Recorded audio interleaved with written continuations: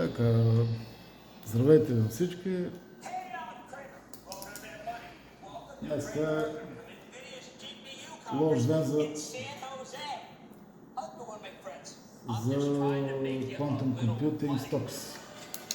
Може би втория лош ден в годината. След като имаше Quantum Day на Nvidia с господин Дженсън Хуанг, този човек като се появи, падат акциите с 10 до 15 до 18%, което е много.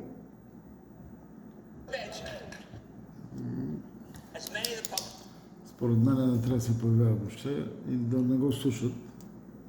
Той си е милиардер, мултимилиардер, печата си там платки, някакви негови си там GPU, MPU.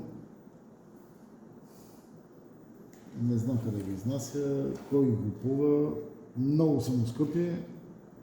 Изключително интересно как се развива тази компания и как има 2,3 трилион market cap Nvidia.